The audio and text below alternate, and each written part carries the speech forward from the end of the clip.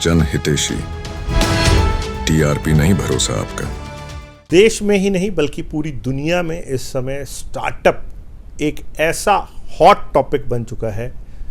हर वर्ग के लोग इस पर चर्चा करने से खुशी महसूस करते हैं और इसमें कहीं ना कहीं अपनी शमूलियत और इसके बारे में जानकारी लेते हुए इसमें अपनी किस्मत आजमाना चाहते हैं। जी हाँ, इसी श्रृंखला में भारत सरकार ने भी इस सब्जेक्ट को भांपा, लोगों की इस रिक्वायरमेंट को समझा और स्टार्टअप इंडिया के नाम से एक बड़ा उपक्रम शुरू किया, जिसमें आने वाले युवाओं को नए नए उनके आइडियाज़ को मोटिवेट करने के लिए एक पूरा चैनल क्रिएट किया।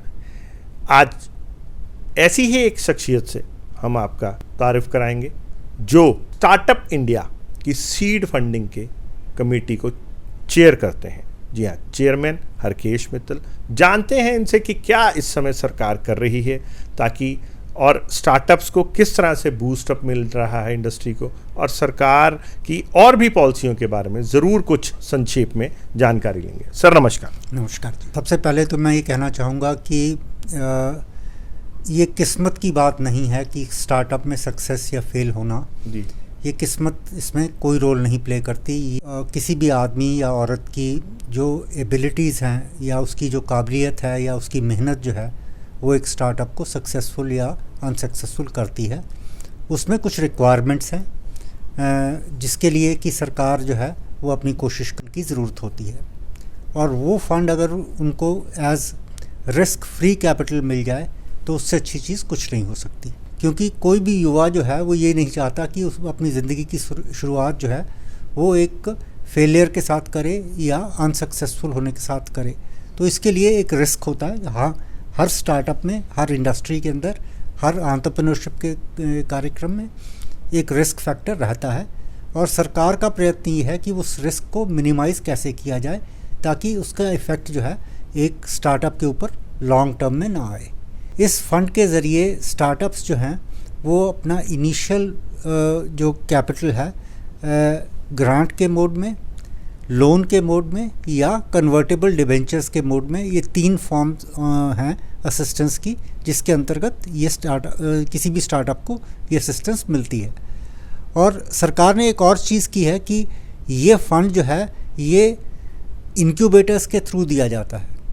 इससे क्या होता है कि इनक्यूबेटर्स का रोल ही स्टार्टअप्स को नरिश करने का होता है, उनको आगे लेके जाने का होता है, और वो स्टार्टअप्स को बहुत अच्छे से समझते भी हैं।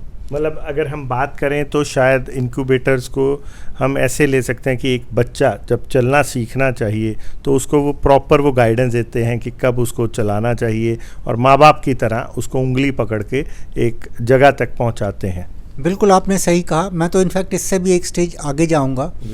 इनक्यूबेटर जो है एक मेडिकल टर्म है। जी, तो इनक्यूबेटर में हम किसको डालते हैं? प्री मैच्योर बेबी को। बिल्कुल ठीक है। तो जो स्टार्टअप्स अभी they are ahead of their times, कि उनका अभी टाइम नहीं आया, आइडिया का अभी टाइम नहीं आया, वो जो स्टार्टअप का एंटरप्रेन्योर है वो भी पूरी तरह तैयार नहीं है, तो उसको इंक्यूबेट किया जाता है इन इनक्यूबेटर्स के अंदर। तो इसीलिए इसको प्री मैच्योर आइडियाज़ को मैच्योरिटी तक लेके जाना, उसको उसकी एक्चुअलिटी उसको रियलिस्टिक बनाना। बिल्कुल बिल्कुल। अब मैं ये नहीं कहूँगा कि सारे आइडियाज़ प्री मैच्योर होते हैं। जी बिल्कुल। कुछ आइडियाज़ जो हैं वो एंटरप्रेन्योर्स ने, स्टार्टअप के जो प्रमोटर्स हैं उन्होंने ऑलरेडी उन पे काम करके उनको एक मैच्योरिटी की स्टेज पे ले आते हैं, लेकिन फिर भी अभी भी उनको हैंड होल्डिंग की ज़रूरत होती है, मेंटरिंग की ज़रूरत होती है, रिस्क फंडिंग की ज़रूरत होती है। तो ये सब जो है, ये गैप इस जो हमारी जो स्कीम है startup India seed fund scheme, उसके ज़रिए पूरा किया जाता है। सर बातचीत करें लुधियाना में भी जो है स्टार्टअप इंडिया को ही देखते हुए एक लुधियाना जो है एंजल नेटवर्क की स्थापना की गई। आपसे वहाँ पे मुलाकात हुई, आपने देखा कि बहुत सारे लुधियाना में भी स्टार्टअप्स ने अपनी तरफ से कोशिश करी उसमें करने की। तो किस तरह का नज़ारा लगा? लुधियाना ऑलरेडी एक एंटरप्रेन्योर शहर है, तो इस शहर से किस तरह की उम्मीद करते हैं और किस तरह का प्रोत्साहन देने के लिए आप यहाँ पे आए?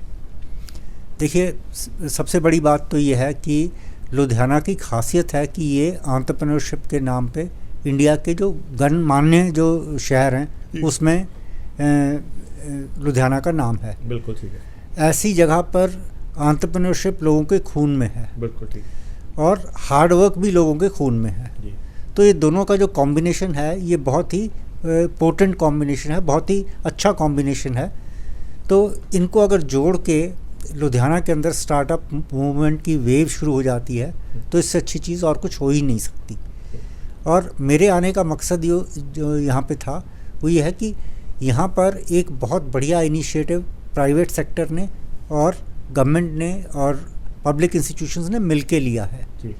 तो इन दोनों की जो प्लसेस हैं, इन दोनों के जो अच्छे पॉइंट हैं, उनको मिला के मेरे को ये लगता है कि लुधियाना का पोटेंशियल बहुत ज़बरदस्त है। जी। और ये आने वाले टाइम के अंदर ये शहर जो है ये स्टार्टअप्स के लिए एक मतलब हब जैसे बनेगा। हब बनेगा और मतलब जैसे हम सिलिकॉन वैली की बात करते जी, हैं जी। तो वैसा ये शहर जो है ये डेवलप होगा। इसमें टाइम लगेगा लेकिन होगा ज़रूर। जी। मैं बातचीत करूं, जैसे आपने बोला कि 20 लाख तक का एक सीड फंड होता है जो स्टार्टिंग में दिया जाता है। सो इस तरह की चीज़ों को अप्रोच करने के लिए हमें किस तरह के कदम उठाने चाहिए? देखिए ऐसा है कि आपके यहाँ लुधियाना के अंदर ऑलरेडी कुछ इंक्यूबेटर्स हैं। जी। तो वो इंक्यूबेटर्स जो हैं वो स्टार्टअप इंडिया को अप्रोच कर सकते हैं फॉर गेटिंग दिस फंड। एक बार में 5 करोड़ रुपया जो है वो इंक्यूबेटर को दिया जाता है। जी। फिर उसके बाद वो अपनी एक कमेटी बनाते हैं जी। जिसको कि हम सीड फंड कमेटी या उसको जो इस फंड को मैनेज करने के लिए उसमें लोग होते हैं जो कि वेंचर कैपिटलिस्ट हों, जो कि एंजल इन्वेस्टर्स हों, जो कि सेक्टर एक्सपर्ट्स हों जी। और एकेडमिक्स के कुछ लोग और एक जो स्टेट के स्टार्टअप प्रोग्राम के जो गवर्नमेंट के रिप्रेजेंटेटिव हैं जी। उनको भी उसमें शामिल किया जाता है। जी। It's a very balanced committee from private government and experts in that sector. जी। सर तो- मैं बात करूं कि हरकेश जी की, आप नॉर्मली ये सोचा जाता है कि स्टार्टअप जो है वो तो यंग एंटरप्रेन्योर और उनका एक आइडिया है, उनका एक क्रिएशन है। तो आपका आपसे मिलने के बाद जैसे जिस उम्र दराज के आप हैं, तो आपकी कब से शमूलियत हुई स्टार्टअप्स में, ये जानना चाहें। देखिए ऐसा है कि अब तो मैं मतलब जो है गवर्नमेंट से रिटायर हो चुका हूँ। जी। लेकिन मैं आपको एक अपनी पर्सनल स्टोरी बताना चाहता हूँ। जी।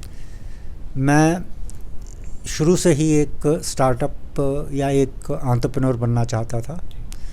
तो लेकिन हुआ क्या कि जब मैं IIM अहमदाबाद में अपनी MBA कर रहा था तो उस टाइम पे एक नया इंस्टीट्यूट शुरू हुआ था, entrepreneurship development institute of India. जी।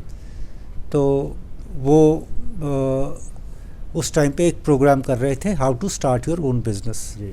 तो मेरे प्रोफेसर ने मेरे को कहा कि वो प्रोग्राम है ऐसे ऐसे, आप जाकर उसमें पार्टिसिपेट करो। जी। मैं वहाँ पार्टिसिपेट करने गया तो मेरे को एक स्पीकर वहाँ बहुत बढ़िया लगे। वो स्पीकर जो थे वो स्मॉल स्केल इंडस्ट्री के बारे में उनको सब कुछ मालूम था। जी। तो मेरे दिमाग में ये बात आई कि अगर मैं इनके साथ 2-3 साल काम कर लूँ और उसके बाद अपना स्टार्टअप करूँ तो दुनिया में कोई मेरे को स्टार्टअप में मतलब पीछे नहीं कर सकता। मतलब मैं- आप अपने यंग डेज की बात मैं कर अपने रहे young days हैं। की मैं बात ये कर रहा यही तो मैं पूछना चाह रहा था कि मतलब आप जब यंग थे, मतलब स्टार्टअप तब से चल रहे हैं? नहीं, स्टार्टअप नहीं थे तब, उसको हम एंटरप्रेन्योरशिप कहा करते थे। स्टार्टअप जो वर्ड है वो इंडिया में पिछले 15-1 साल से ही आया है और पिछले 10-1 साल में ज़्यादा पॉपुलर हुआ है। जी।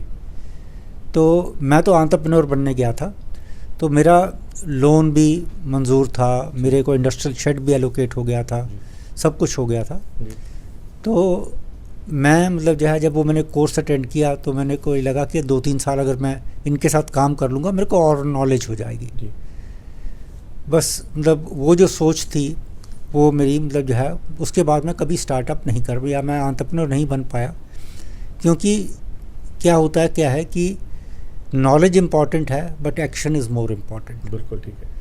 तो एक्शन करना चाहिए, नॉलेज आती रहेगी धीरे धीरे और बढ़ती रहेगी, नॉलेज का कोई अंत नहीं है। बिल्कुल ठीक है।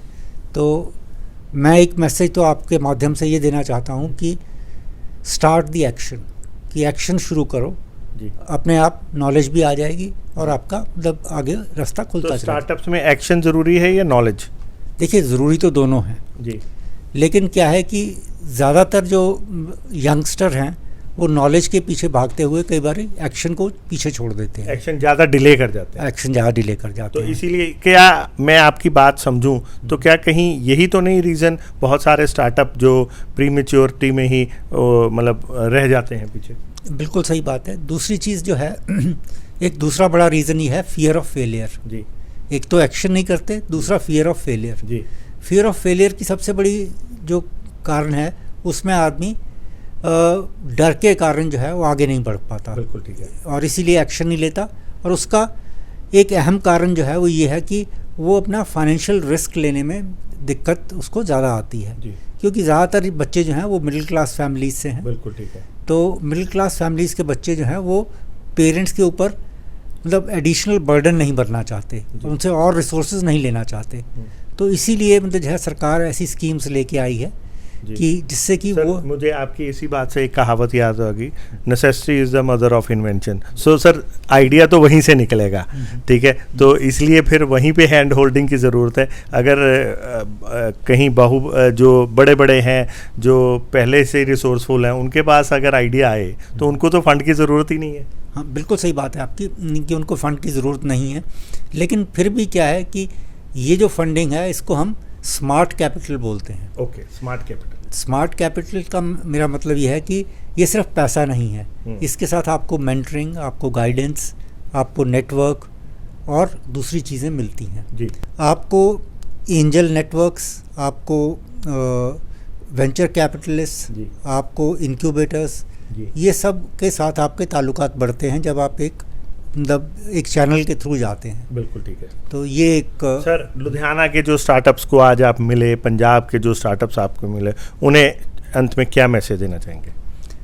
देखिए, मैं एक मैसेज तो मैंने पहले दिया कि नॉलेज इज़ इम्पॉर्टेंट बट जी। Action is more important. जी दूसरी चीज़ मैं ये कहना चाहूँगा कि आप रिसोर्सेज की कमी की वजह से आप अपने स्टार्टअप को मतलब पीछे ना छोड़ें। आपको सारा इकोसिस्टम इस वक्त स्टार्टअप्स के लिए ऐसा है कि आप चाहे प्राइवेट सेक्टर हो, इन्वेस्टर्स हों या गवर्नमेंट की स्कीम्स के अंडर आपको पैसा ज़रूर मिलेगा। बस आप अपने आइडियाज़ को मजबूत कीजिए और अपनी टीम को मजबूत कीजिए और एक अच्छा लगातार पिचिंग जारी रखें। लगातार पिचिंग और बार बार कोशिश करते रहें। जी जी मतलब failure is a stepping stone to success. जी मैंने ये देखा है लाइफ के अंदर कि जनरली फर्स्ट स्टार्टअप जो है उसमें स्टार्टअप्स जो हैं वो सक्सीड नहीं करते। इट इज़ देयर सेकंड और third startup in which they really succeed because they actually come to know कि अब क्या गलती नहीं करनी है। बिल्कुल ठीक है। तो ठीक। ये एक मैसेज मैं स्टार्टअप्स को देना चाहूँगा। Thank you sir, thank you. So दोस्तों ये थे हमारे साथ मिस्टर हरकेश, जिन्होंने स्पेसिफिकली हमें आज बहुत सारा ज्ञान दिया। और इनका सबसे अच्छा जो मेरे को भी मोटिवेशन लगा कि action is more important. No doubt knowledge ज़रूर होनी चाहिए, लेकिन एक्शन में इतनी देर नहीं होनी चाहिए कि हमारा आइडिया उस समय तक पिछड़ चुका हो।